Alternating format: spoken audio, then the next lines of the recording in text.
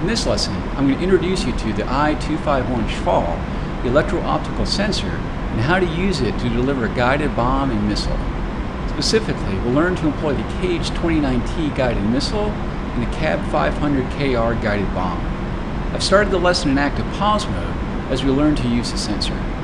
The first thing I'll ask you to do is enter air-to-ground mode by pressing 7. Do that now.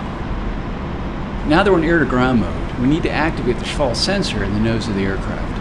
The Schwal sensor image is displayed on the IT23M TV display that dominates the right side of the front dash. Turn on the Schwal by pressing O now. Let's talk a little bit about the symbols you see on the Schwal display. On the top and left side of the display are scales and reference carats that indicate how far your sensor is slewed off from the center line bore sight position. The top scale is your azimuth slew that extends 40 degrees left and right of center line. The vertical scale on the left side is your elevation scale that ranges between positive 20 and negative 90 degrees. The default bore sight position is marked by the longer lines on the reference scales. Try slewing the camera left and right by pressing comma and /. To slew the camera up and down, press period and semicolon. Return the sensor to bore sight by pressing right control and I now. To the right of the elevation reference scale is your boxed pitch angle. In the top right corner is your current altitude. If an R is to the right of the value, it means the altitude is in regards to your radar altimeter and not barometric altitude. Press the spacebar to continue. There are 4 corner markers in the center of the display that indicate your sensor magnification level. When the corner markers are displayed, the Schwal is using 8x magnification. Press the equal sign to change the magnification to 23x. When you did so, note that the corner markers were removed. Return to 8x magnification by pressing the minus sign now. In the center of the display is a horizontal dashed line that indicates your pitch angle. The 2 solid lines indicate your roll angle. These are useful when you're flying heads down with no external flight references. Press the spacebar to continue. On the HUD, you'll notice that TV is displayed on the left side to indicate that the Schwal is active. Ground mode is indicated in the bottom left corner, and the weapon type is shown in the bottom right corner. In the center of the HUD is your aiming reticle that corresponds to where the Schwal sensor is looking. This is a useful reference to help steer the sensor to the target. Press the spacebar to continue. Use your Schwal sensor controls of comma, /, period, and semicolon to move the sensor over the small airfield directly ahead of you near the coastline. When you've slewed the sensor over it, press Enter to lock the sensor at the location to ground stabilize it. When you do so, you'll see that KC is shown in the Schwal display to the left of the altitude indication, meaning that the sensor is ground stabilized and can be slewed. In the bottom right corner of the display is the flight time in seconds for the selected weapon to reach the designated location. In the center of the TV display is a small dashed box termed the target frame. You will want to adjust the size of the frame to best correspond to the size of the target you wish to lock. The size of the frame is indicated on the fall display in the upper left corner. Try increasing the target frame size by pressing right control and right bracket. Now try decreasing the size of the target frame by pressing right control and left bracket. Slew the sensor to the right end of the airfield and locate one of the two tanks. You may wish to select 23x magnification by pressing the equal sign. When the sensor is within range, it will automatically lock up the target, and the KC indication will be replaced by an AC indication once we unpause the lesson. Press the spacebar to continue. On the left side of the HUD, you will notice the range carrot and maximum and minimum range bars of the selected weapon. When the carrot is between the two bars, the launch authorized indication will appear on the HUD and the SHVAL display. Let's start with the KH-29T missile. This is a 12-kilometer range missile with a 685 kilogram warhead that will destroy most any armored vehicle and most bunkers. Once it is launched, it is fire and forget. Press D to select it and I will unpause the lesson. I have now unpaused the lesson and you're flying towards the target. If you don't see the AC lock indication on the tank, you may want to try adjusting your frame size and wait until you're a little bit closer.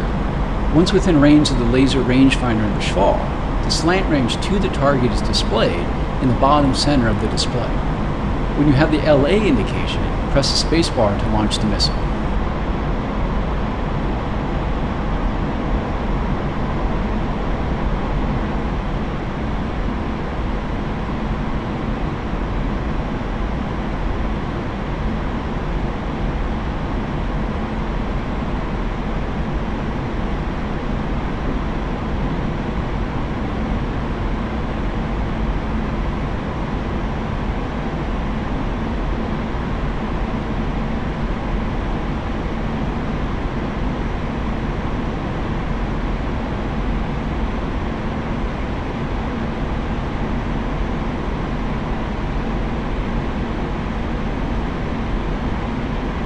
Nice job. We now have a CAB 500 KR guided bomb selected. This has much less range than the KH-29T, as indicated by the much smaller maximum range bar. However, it has a 380 kilogram warhead and is also a fire and forget weapon. Use what you've learned in this lesson to lock the second tank on the SHVAL and engage it with a CAB 500 KR guided bomb.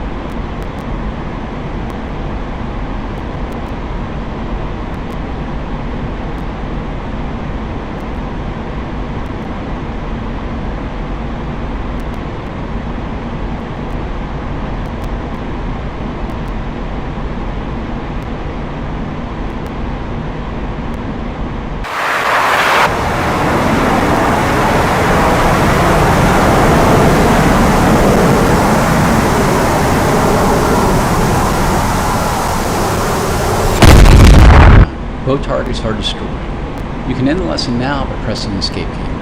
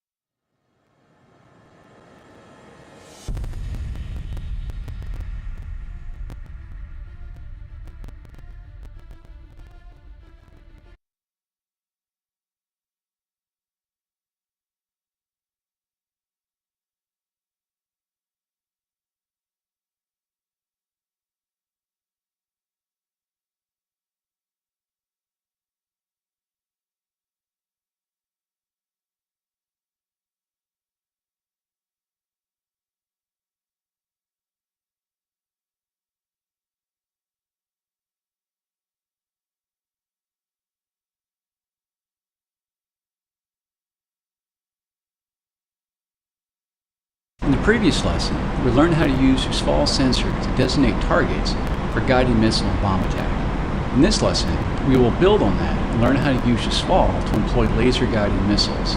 In particular, the KH-29L, the KH-25ML, and the S-25L. I currently have the lesson in active pause mode.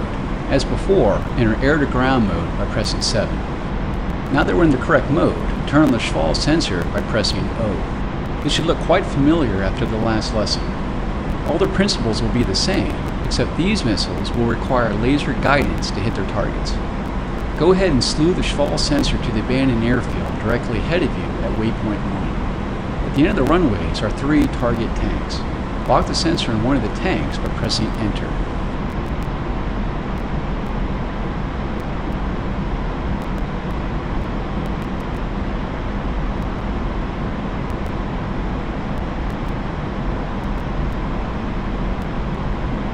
The first missile we have selected is the KH-25ML and has a range of up to 8 kilometers, a tandem warhead with good armor penetration, and it uses semi-active laser guidance.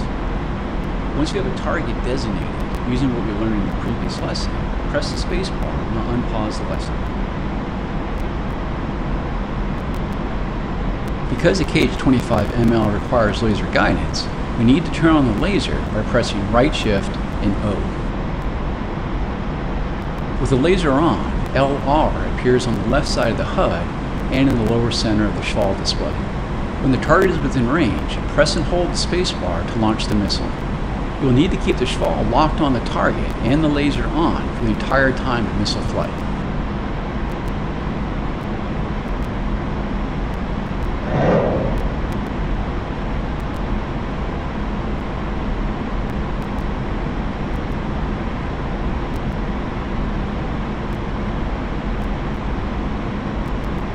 Good hit. Let's select the KH-29L now by pressing D again. The KH-29L is a much larger missile than the KH-25ML and can reach all the way out to 30 kilometers in optimal conditions. It has a large 320 kilogram high explosive armor-piercing warhead. As before, designate the target with the SFAL, then launch on the target when within range by pressing the spacebar.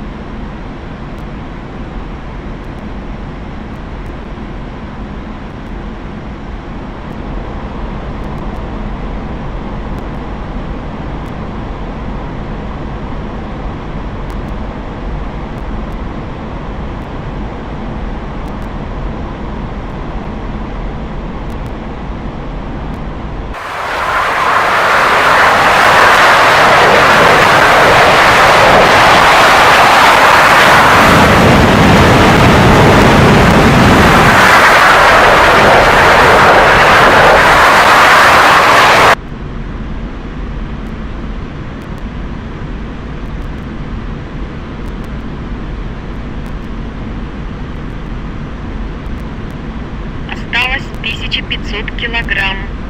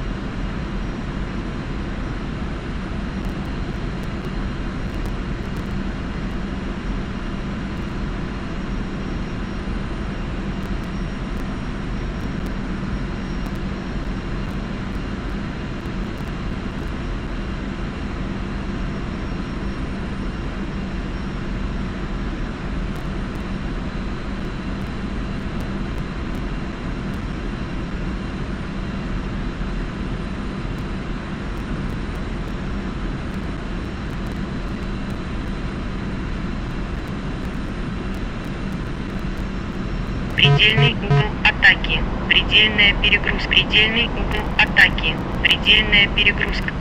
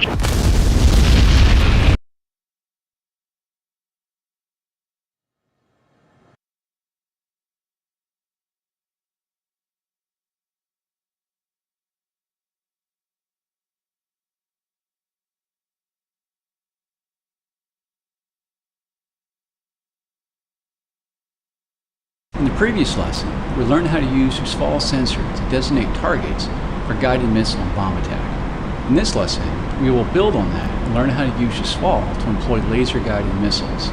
In particular, the KH-29L, the KH-25ML, and the S-25L. I currently have the lesson in active pause mode. As before, enter air-to-ground mode by pressing 7. Now that we're in the correct mode, turn on the SWAL sensor by pressing O. It should look quite familiar after the last lesson. All the principles will be the same, except these missiles will require laser guidance to hit their targets. Go ahead and slew the SWAL sensor to the abandoned airfield directly ahead of you at waypoint 1. At the end of the runways are 3 target tanks. Lock the sensor in one of the tanks by pressing Enter. The first missile we have selected is the KH-25ML and has a range of up to 8 kilometers, a tandem warhead with good armor penetration, and it uses semi-active laser guidance. Once you have a target designated, using what we learned in the previous lesson, press the spacebar and I'll unpause the lesson. Because the KH-25ML requires laser guidance, we need to turn on the laser by pressing right shift and O. With the laser on, LR appears on the left side of the HUD and in the lower center of the SWAL display. When the target is within range, press and hold the spacebar to launch the missile. You'll need to keep the SWAL locked on the target and the laser on for the entire time of missile flight.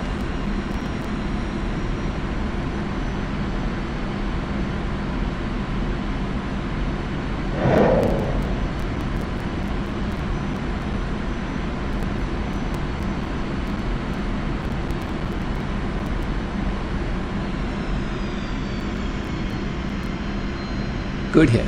Let's select the KH-29L now by pressing D again. The KH-29L is a much larger missile than the KH-25ML and can reach all the way out to 30 kilometers in optimal conditions. It has a large 320 kilogram high explosive armor piercing warhead. As before, designate the target with the SWAL, then launch on the target when within range by pressing the spacebar.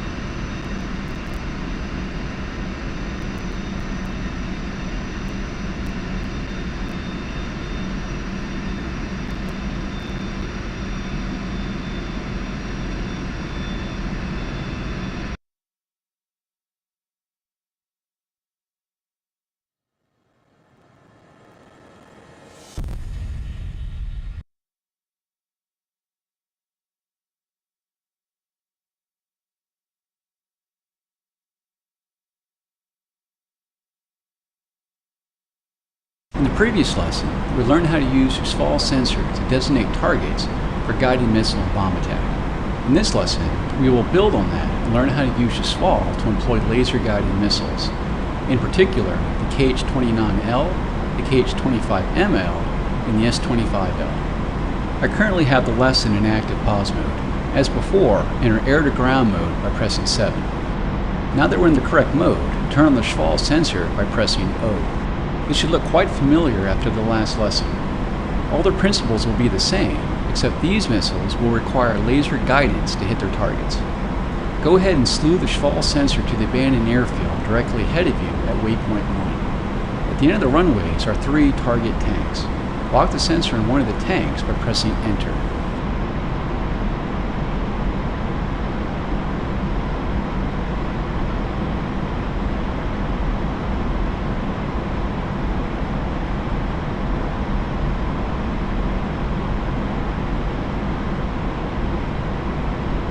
The first missile we have selected is the KH-25ML, and it has a range of up to 8 kilometers, a tandem warhead with good armor penetration, and it uses semi-active laser guidance. Once you have a target designated, using what we learned in the previous lesson, press the spacebar and I'll unpause the lesson. Because the KH-25ML requires laser guidance, we need to turn on the laser by pressing right shift and O. With the laser on, LR appears on the left side of the HUD and in the lower center of the SFAL display. When the target is within range, press and hold the spacebar to launch the missile. You will need to keep the SFAL locked on the target and the laser on for the entire time of missile flight.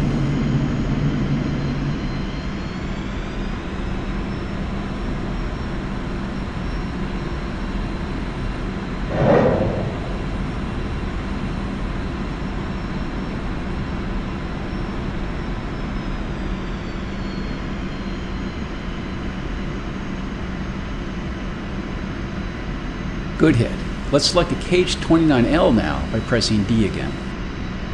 The KH-29L is a much larger missile than the KH-25ML and can reach all the way out to 30 kilometers in optimal conditions. It has a large 320 kilogram high explosive armor piercing warhead. As before, designate the target with the SFAL, then launch on the target when within range by pressing the spacebar.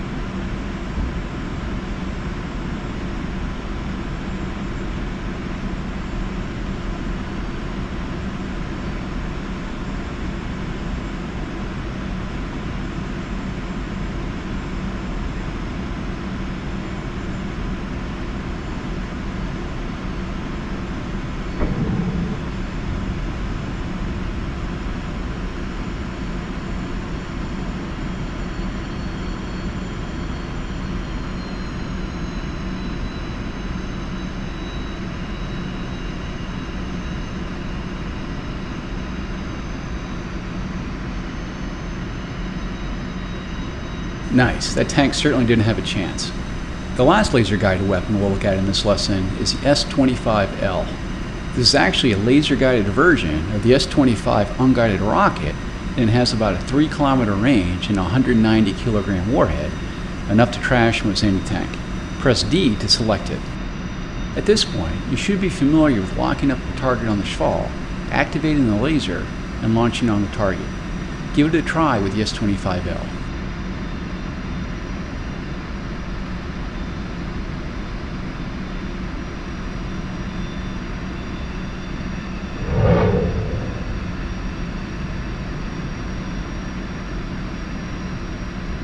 Well done. You've learned to employ 3 different types of laser-guided missiles.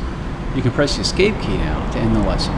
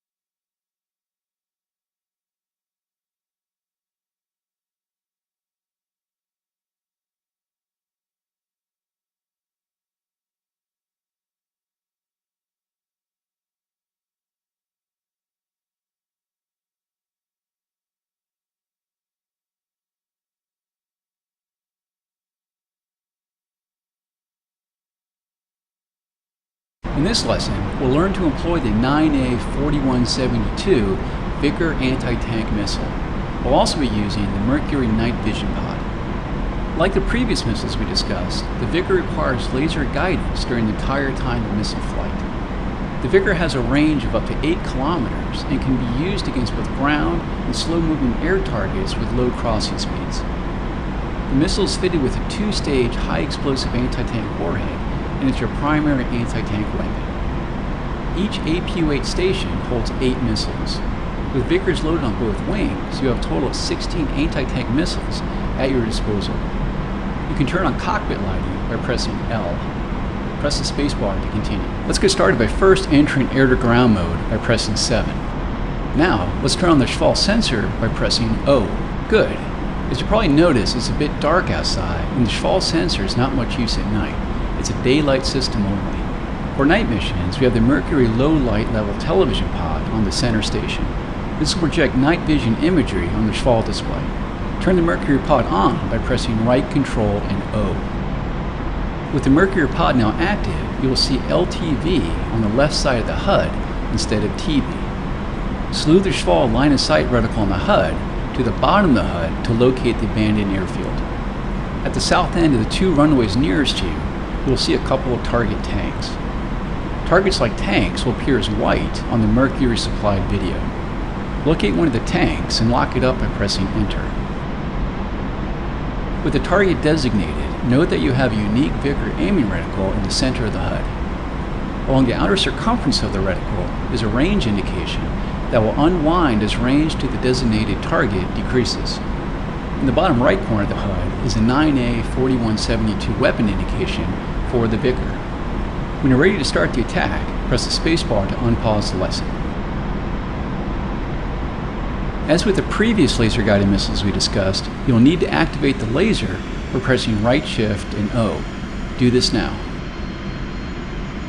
Good. Fly the aircraft to place the Vicar aiming reticle over the Shkval reticle on the HUD. This must be done to allow the missile to capture and ride the laser beam to the target. Remember that you will need to keep the target locked on the Shkval and the laser on during the entire time of missile flight. Press and hold the spacebar to launch the missile when you see the launch authorization cue.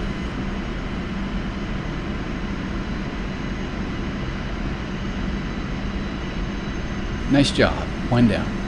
With overuse, the laser can burn out, so press right shift and O to turn it off when the missile is not in flight.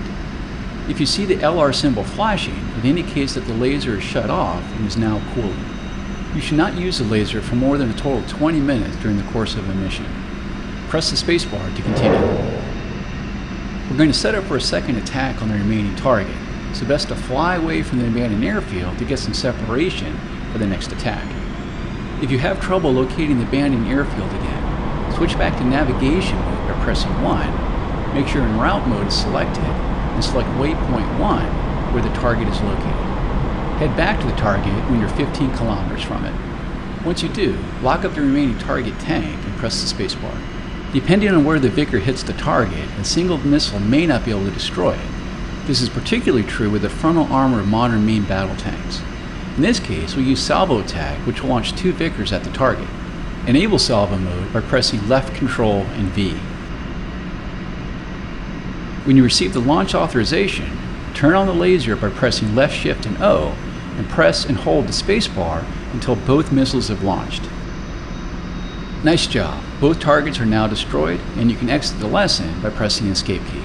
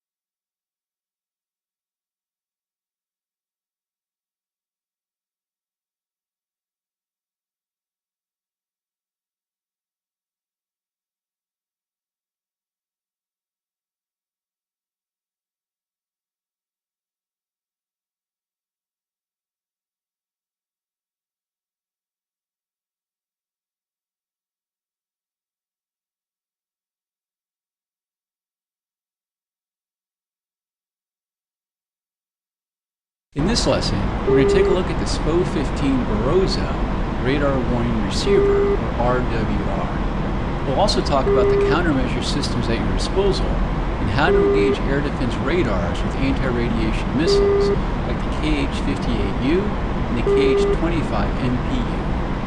I have the lesson paused while we review the RWR and countermeasure systems. You can press L to turn on cockpit lighting. Press the spacebar when you're ready to continue. In the bottom right corner of the front dash is the SPO-15 RWR panel. It's the black panel with the aircraft symbol in the center. The light at the very top center of the panel, above the nose of the aircraft, indicates that the SPO-15 has power. The RWR display indicates any threat radars illuminating your aircraft. Information is presented as symbols representing the type and direction to the threat. 6 lights at the bottom of the display notify you of the threat radar type. The system provides detection of radar signals between positive and negative 180 degrees in azimuth and positive and negative 30 degrees in elevation. It's important to note that the RWR will only alert you of radar-guided threats. It will not detect missiles with infrared guidance. For those, you'll need to spot them visually. Press the spacebar to continue.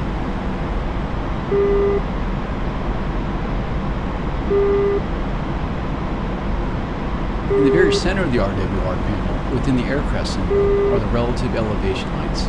If the lower light is lit, the primary threat is below you. If both the top and bottom lights are lit, the thread is roughly co-altitude with you. If only the top light is lit, the thread is above you. Press the spacebar to continue. Around about 75% of the aircraft symbol is a ring of lights that indicate the relative detected power of the primary threat radar. The ring of lights generally corresponds to the range of the threat.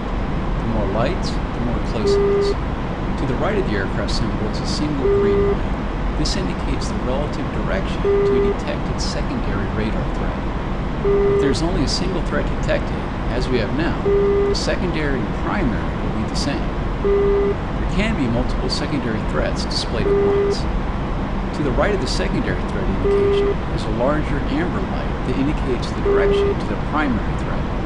There are 10 such lights that include left and right 10 degrees, 50 degrees, 60 degrees, 90 degrees, and left and right rear hemisphere.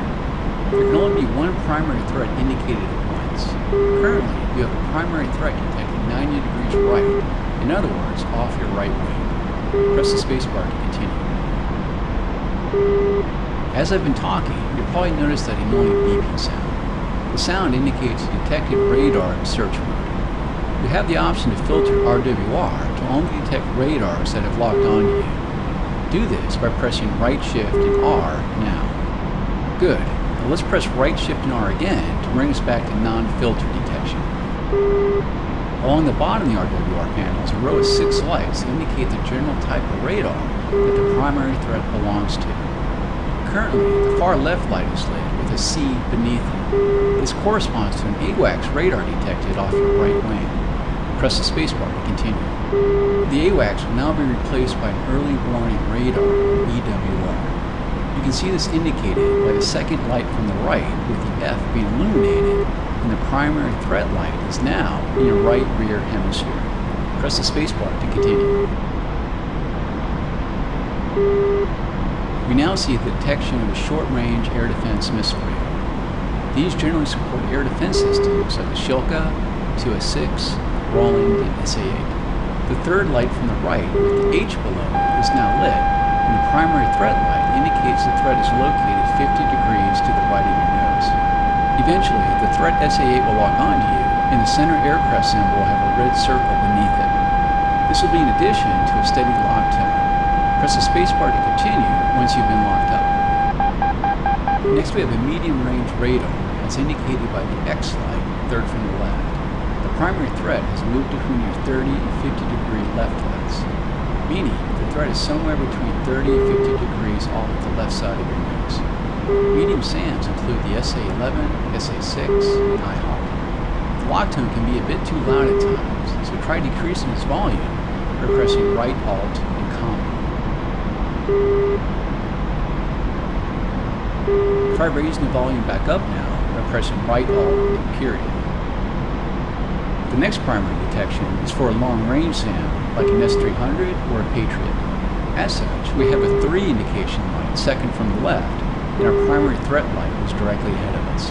Press the spacebar to continue. The final threat type is for an airborne radar, as you might find in a fighter. The end light is indicated at the far left of the threat lights. The radar is detected between 10 and 50 degrees off the left side of the nose. Press the spacebar to continue. That should now provide you an overview of how to interpret the RWR panel. You can degrade an enemy unit's lock range by turning on your MPS-40 electronic countermeasure pods, if loaded. When ECM is active, it will be broadcasting your presence to everyone. As such, it's best to only turn it on when you're locked up on enemy radar. We'll make an exception in this training case though, and have you turn it on now by pressing E. As mentioned earlier, the SPO-15 will give you no warning of being engaged by an infrared guided missile system, like the Avenger, Stinger, SA-18, or SA-13, for example. To help reduce the ability of such systems to engage you, it's wise to activate your IR jammer located in the tail of your aircraft. Try this now by pressing left shift and E.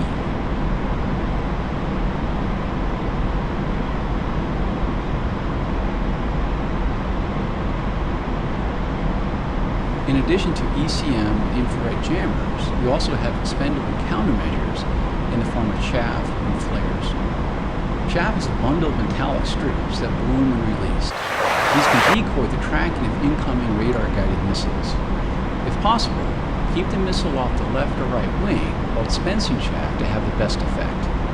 Try releasing the chaff bundle now by pressing Insert.